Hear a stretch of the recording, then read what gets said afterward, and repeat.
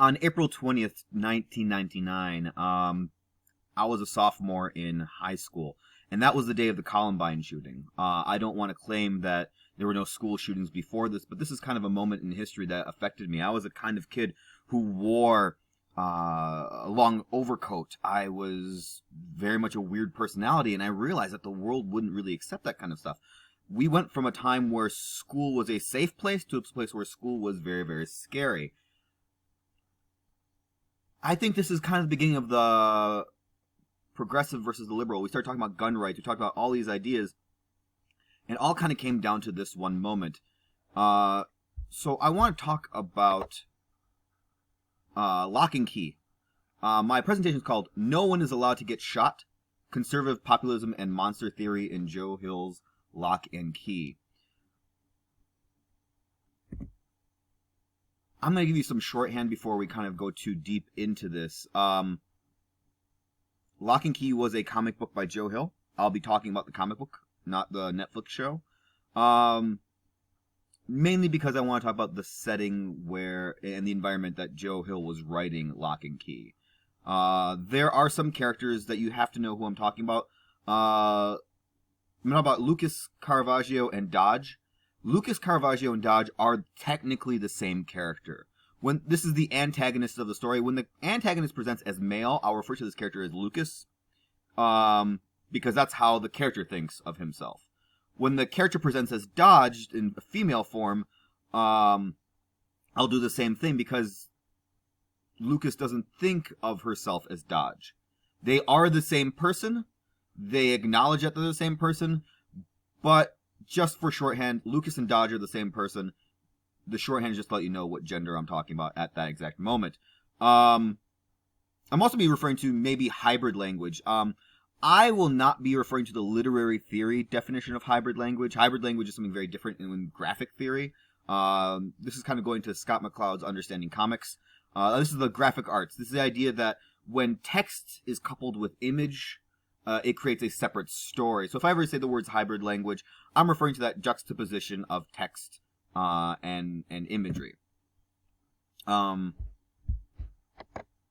tend to speak extemporaneously, but I do want to get some key elements of my thesis as I wrote it out. I will be talking about monster theory a lot today. The idea of the monster is to show what we are afraid of as a culture. When we look at a monster in a story, it's really not the idea of a monster being horrendous.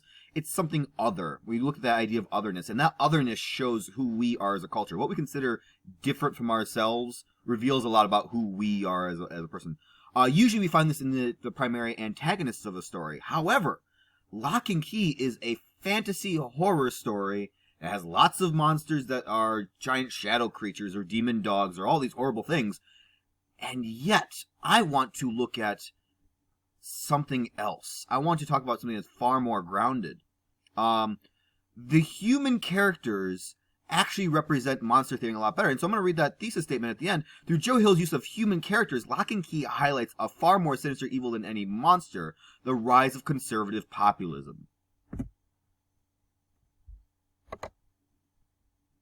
To know a little bit what I'm talking about, and I kind of want to draw some parallels about when this is being written because it becomes central to my argument, I want to look at the publication history. Locke and Key was a serialized comic book printed by IDW from 2008 to 2013. I want to look at how this kind of matches up to the culture of the U.S. The fact that President Obama was elected in 2008. Donald Trump would be elected in 2016. So this is kind of a nice overlay of we're looking at a comic book written directly over the Obama administration. Political leanings aside, there was probably a lot. We kind of focus on President Obama's message of hope, the idea that he ran under that image of hope on everything he did. And I want to kind of categorize that maybe Joe Hill saw that there was a big turn happening in the future, that he saw maybe the rise of conservative populism that we see in the Trump administration. IDW publishes a monthly comic book, but what IDW would do, and Joe Hill would do arcs, which is pretty typical in comic books, but these arcs would be published under the name of the arc. So when they became trade paperbacks eventually, or hardcovers, these images, for example, the first volume would be considered called Welcome to Lovecraft. All right, the second volume would be Head Games. And they'd be published under Locke and Key, Welcome to Lovecraft. Locke and Key, Head Games. They'd be named all these things. So when you see a citation on this, I'll be referring to the ARC or the trade paperback. Locke and Key is a fantasy horror, as I mentioned. The short version of the summary is that after their father's untimely death by a school shooter, the family moves into their dad's old childhood home, which is the Key House. This is a haunted house in the traditional sense. The doors have magical abilities, often very haunting and often very scary. If you find a key and open a certain door with that key, it will give you an ability, sometimes temporary, sometimes permanent. The keys can only be used by children. Also, we find out that there's something inherently about childhood that is linked with these things. Adults can't remember any of these things, but the children can. Let's go a little bit into monster theory. This is formally introduced by Jeffrey Jerome Cohen. He's right now at George Washington University, and let's establish. Jeffrey Jerome Cohen is going to go into monster theory, but he also says that the following things he says shouldn't be a dissection table analysis. It should be recognized as an embodiment of difference, a breaker of category, and focusing on that resistant other through a process of movement, all right? Even though we're about to go into what we call the 7 theses of monster theory, you shouldn't be kind of using this as a checklist. You shouldn't be going through monster theory and like, oh, it matches number 3, doesn't match number 5, doesn't match number 7, but it does match number 1. Nope, not how that goes. I will say that Locke and Key does have a connection between all 7 theses of monster theories. I will not be going through all of those because I think there's some important ideas there, but it does have elements in all of these theses. All right. These are breakable postulates, as Cohen says, all right? The idea that this is, it's almost like how the exception proves the rule. We have to look at the idea of the word monster. This is something I mentioned in my thesis. Monster comes from the word that which reveals, all right? We look at ourselves culturally through what we think of the monsters. Probably the best and easiest way is to look at the fear of the bomb, right? We have lots of different monsters that kind of come out of the idea of the of fear of the bomb. We have the Incredible Hulk. We have Godzilla.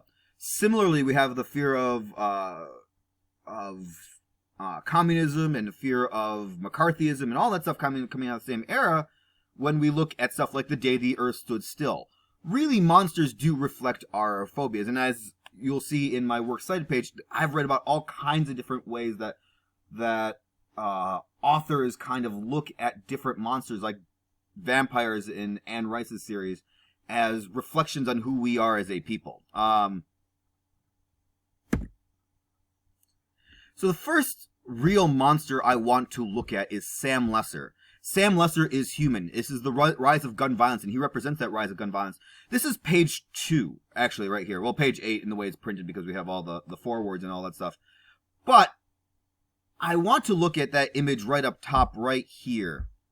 The first image is we have Sam Lesser and his buddy Al Grubb, and they are arriving to their guidance counselor's front door, brandishing a gun. Notice that both Sam and Al are wearing camo pants, right? We have that image of gun rights and certain dress codes that characters have. And this ties into Cohen's thesis 1. The monster is born only at this metaphoric crossroads, an embodiment of a certain cultural moment, of a time, of a feeling, of a place. All right, this is post-Columbine. We've had a bunch of school shootings right here, and we're about to enter the Obama administration, and yet I think that we see a little bit of Hill commenting on the previous Bush administration by having the rise in conservative populism, and the fact that it's not quite going away despite the fact we're entering this new era of hope. The Kritzman mentions that the mantra stems from a perception of deviation from the normative. Difference in portrayal is visual effect. I want to focus on Mrs. Locke right here. All right? Mrs. Locke is well-dressed. She has well-defined features. She is well-groomed. And look at Sam. Sam has scraggly hair. Everything seems to be fitting very loosely on Sam. Al has almost a Neanderthal look, and we have that difference of imagery right there. All right. I want to talk about, again, I talked about the idea that hybrid text. Al Grubb's simple language combined with his expression on his face creates a very interesting dynamic for the character and portrays the difference between Mrs. Locke and Al himself. This is not to say that Sam is in isolation, even though Sam is on page 2, or page 8 in this case. We already are starting to juxtapose what characters are running into fantastic elements, alright? Bodhi, early in volume 1, encounters a magical creature, which is very, very interesting to us, but Hill decides to break the chronology up a little bit and let us see Bodhi's fantastic elements with Tyler, and this is Tyler right here, his fear of gun violence. And we see Sam here as an example of archetype. Waterhouse points out that the power struggle between self and other has been realized with other given great intertextual power as an archetype. Sam is the archetype of conservative populism. He is holding a gun to a child's head. This is chapter 6 of the volume 1. Tyler Locke, who is right here, is a parallel. He defines himself in relation to Sam Lesser. At the beginning of Locke and Key, Tyler dresses very similar to Sam. Tyler wears a fishing hat with a hook in the front of it. He considers himself a jock, but wears very loose clothing. He considers himself academically simple. He thinks that school is a waste of time. Also, Tyler and Sam have a relationship in the sense that Tyler also has disdain for his father like Sam does. Tyler goes as far as says, hey, if you ever decide to kill your dad, kill my dad too. He blames himself for this moment. Sam's hatred of his guidance counselor mirrors Tyler's adolescent frustration with his own father. So there is that idea of self and other as a juxtaposition. Throughout the adventure, Tyler and the Locke family encounter all these different kinds of monsters. And in the second book, Head Games, they actually have a way to visualize and personify their fears and phobias. They are able to open their heads and see allegories for their fears actually made out. And when Tyler opens up his head, I want to say that all these fears, look, here's an example of Lucas the monster. And we see some ghosts, right? We have the idea of ghosts. Tyler has encountered ghosts and actual scary things, but yet look at the primary dominant images well within his head. We have the image of his dead father taking a really strong stance in this. A gunshot wound through the middle of his eye.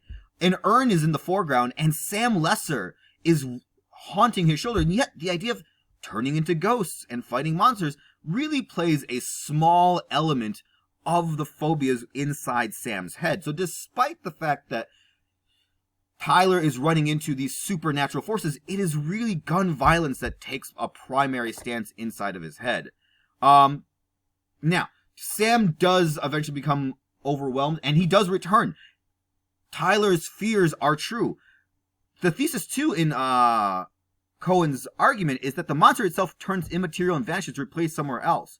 No monster tastes of death but once. He returns, and Sam actually becomes a ghost that haunts the house. When they defeat Sam, they throw him through the ghost door, and his spirit is officially tied to the house forever. His body is disposed of, and his essence is tied to the house. It's ironic because actually in ghost form, Sam becomes a little bit of a sympathetic character. We get to understand why gun violence is so important to him through his spiritual distancing from his physical body.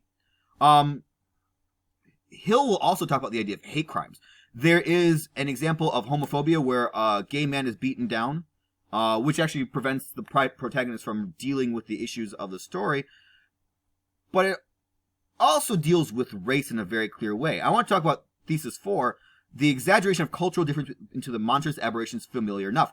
We are going to see a bunch of racial aggression within the lines, and I like to point the irony of, well, not irony, but appropriateness of, look at the colors of the books. We have the image right there. I have my books right here. The one that deals with race is book 4, the one with a white cover.